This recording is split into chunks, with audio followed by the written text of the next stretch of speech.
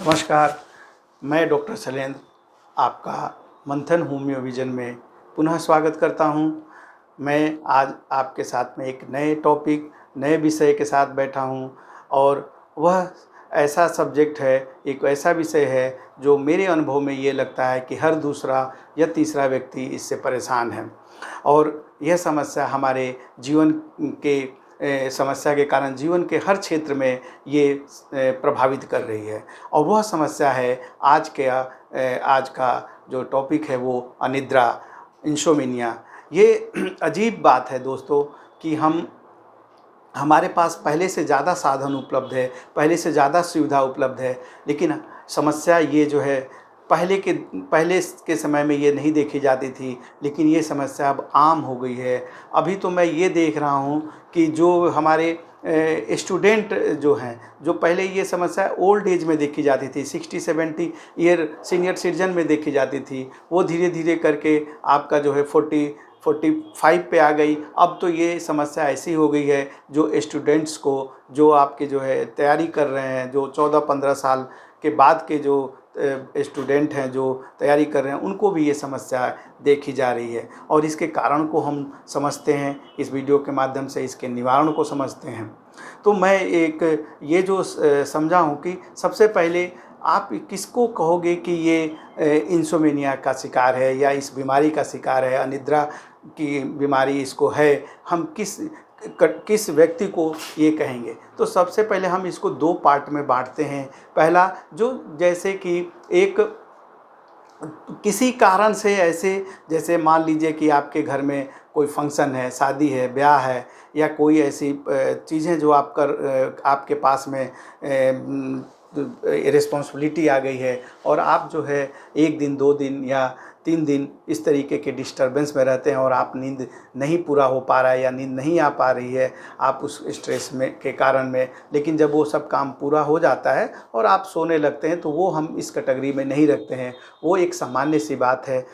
लेकिन जब यही घटना आपको लगातार, मान लीजिए कि आपको 2 महीने, 3 महीने और 1 महीने से के ऊपर चला जाता है और सप्ताह में कभी-कभी हम ये भी देखते हैं कि 2-3 दिन वही होता है कि उसको बार-बार नींद टूट जाता है, नींद नहीं आती है, देर रात तक जगा रहता है या सुबह में नींद आती है। हर व्यक्ति को अलग-अलग तरीके से ये देखते हैं। कोई ज़रूरी नहीं कि सारे सिम्पटम्स सब में एक ही मिले, लेकिन ये चीज़ें कॉमन हैं कि वो लगातार जूझ रहा है और पिछले 1 महीने से, 2 महीने से या 3 महीने से लगातार उसको एक समस्या ये बनी हुई है कि उसको नींद नहीं आती है। उसको बहुत ही मतलब कोशिश करनी पड़ती है, उसके बाद में भी नींद नहीं आती है। तो हम इस तरीके की स्थिति को ही इंसोम्निया बोलेंगे या हम उसे नींद ना आने की बीमारी बोलेंगे। अब हम इसको और समझने की कोशिश करते हैं, क्या ये इसके कारण क्या हैं। तो जैसे आप एक चीज़ समझिए कि जैसे हम किसी भी जैसे फीवर आता है तो फीवर में हम कोई भी बीमारी को हमारे मेडिकल साइंस के हिसाब से fever is not a disease, fever is the symptom of disease. तो उसी तरीके से नींद ना आना केवल उसका एक कारण भी हो सकता है और किसी बीमारी का परिणाम, किसी कारण का परिणाम भी हो सकता है। जैसे मान लीजिए कि किसी को लोकल जैसे कोई चोट लग गया या कोई ऐसी तकलीफ़ हो गई जिसको हम ऐसे बोल सकते हैं रियल ट्रॉमा, जिसको तकलीफ़ है, उसके बाद में उसको अगर नींद 2-4 दिन, 5 दिन या 10 दिन, 15 दिन में वो उसकी रिकवरी जैसे जैसे धीरे धीरे हो रही है और उसको नींद आने लगे, तो ये उस कैटेगरी में भी ये नहीं होता। इसको हम नहीं रखते कि उसको ये तकलीफ़ है। रियल चीज़ें जिसके वजह से उसको नींद नहीं आ रही है, उसको हम जैसे जैसे वो रिकवरी हो जाती है और वो ठीक हो जाता है तो उसको हम इस कैटेगरी में नहीं रखते हैं। अब आगे बढ़ते हैं, वास्तव में किसको हम बोलेंगे। तो जैसे हमें एंजाइटी हो गई, कोई चिंता हो गया, कोई स्ट्रेस हो गया, कोई साइकोलॉजिकल, कोई साइकेटिक डिसऑर्डर हो गया, जैसे तो लगातार उस व्यक्ति को आ रही है और उसकी वजह से वो उसका नींद प्रभावित हो रहा है, बार बार वो सोच रहा है, बार बार उसी के कारण से वो बेचैन रह रहा है। सोशल कुछ ऐसे इशू आ गए उसके बारे में वो सोच रहा है, आर्थिक की कोई दिक्कत आ गई इसके बारे में सोच रहा है और उसी में खोया हुआ 24 आवर उसी चिंता में डूबे जा रहा है। और मुझे ये समझ में में ये आता है कि जब हम लगातार किसी एंजाइटी और स्ट्रेस और कोई डर, फियर, मेरे इमोशनल जो मन के अंदर में जो अशांति है, उसके कारण से जो है हम इससे ज़्यादा इफ़ेक्ट होते हैं। इसी बात को कबीर दास जी ने कहा है अपने दोहे के माध्यम से कि चिंता ऐसी डांकनी काटी कलेजा खाए, वैद्य बेचारा क्या करे कहाँ तक दवा लगाए। अर्थात अगर चिंता एक ऐसी चीज़ है जो हमें पूरी तरीके से हमारी जीवन शक्ति को नष्ट कर देती है, वो कितना मन अशांत इतना हो जाता है कि आपकी दवा भी काम नहीं करती है। और ऐसे में मैंने देखा है कि कईयों पेशेंट कईयों साल से वो पिल्स ले रहे हैं, दवा ले रहे हैं, उसके डोज बढ़ते जा रहे हैं, बट जो है उनको आराम नहीं मिल रहा है। जब कुछ दिन नींद आती है दवा के माध्यम से, लेकिन फिर इसके बाद वो उसी स्थिति में चले जाते हैं जिससे पहले स्थिति में। तो इसका सबसे बड़ा कारण क्या है जो मैंने बताने का प्रयास किया कि जो हमारी जो स्ट्रेस है, अगर हमारा स्ट्रेस लेवल शांत हो जाए, हमारा मन शांत हो जाए, हम कूल हो जाएं, तो हम बहुत सी चीज़ों को अपने कंट्रोल में कर लेंगे। होता क्या है कि अगर हम इसको समझने की प्रयास करें कि हमें नींद में इस तरह की समस्या क्यों आती है, अगर आप साइंस के हिसाब से देखेंगे तो हमारे ब्रेन के अंदर में आपका पिनियल ग्रंथि होता है। पिनियल ग्रंथि को हम तीसरी आँख भी बोलते हैं।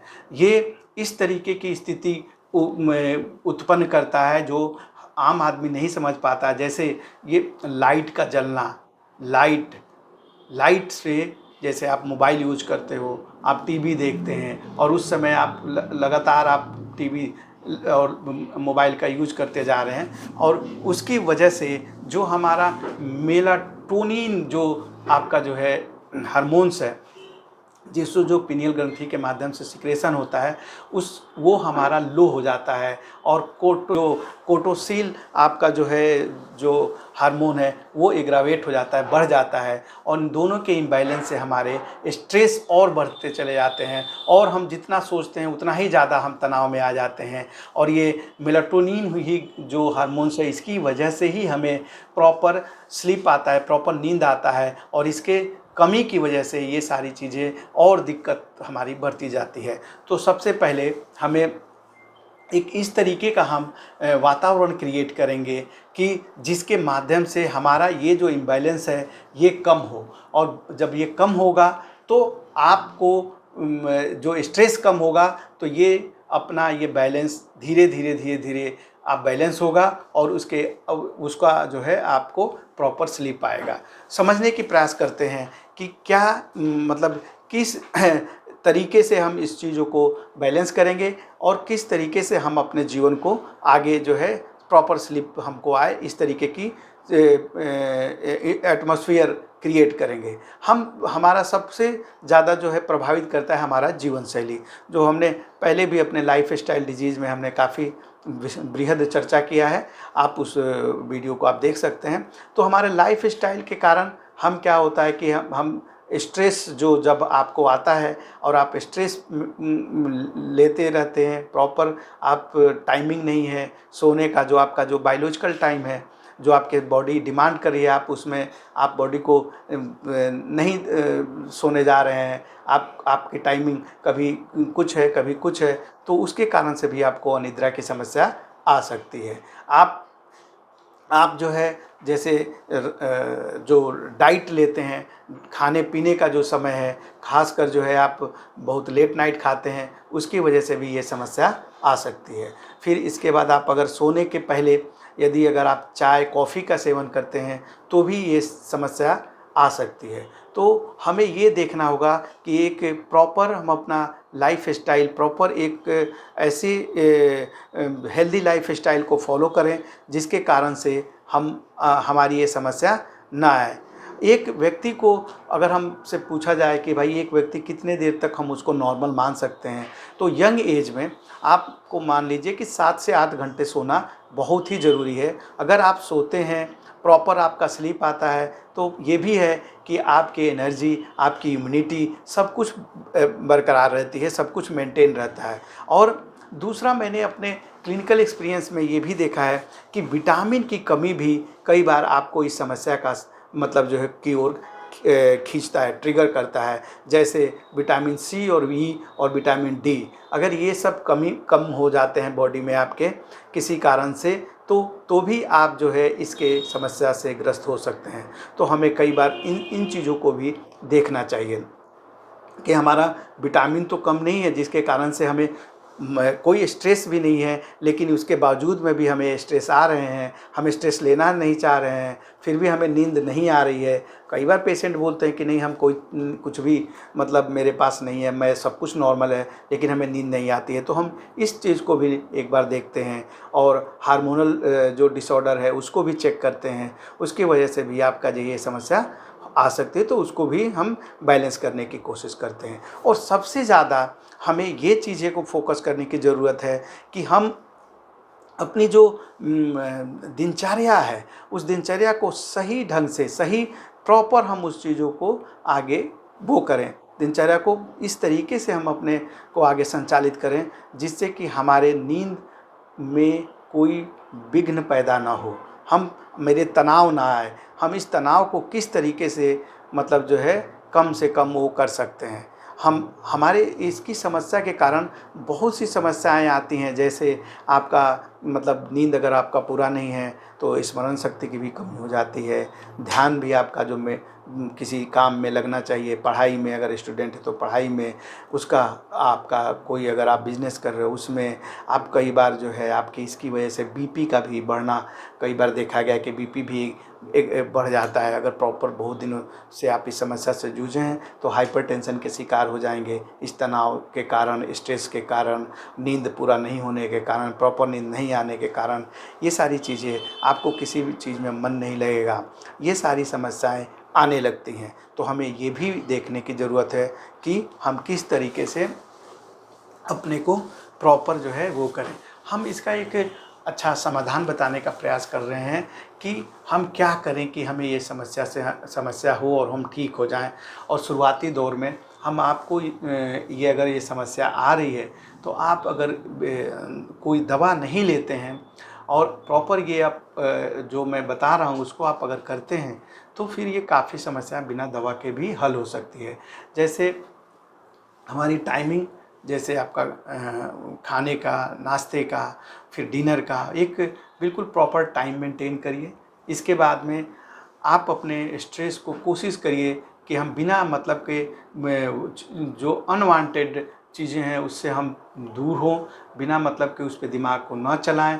जितना ज़्यादा दिमाग चलता है उतना ही ज़्यादा हमारा स्ट्रेस बढ़ता जाता है और फिर उतना ही आप नींद ना आने की समस्या आने लगती है। तो हमें इसे कैसे रोक सकते हैं? जैसे नींद को जब आपको सोना हो तो उसके कम से कम 2 घंटे पहले आप अपना डिनर कंप्लीट कर लें।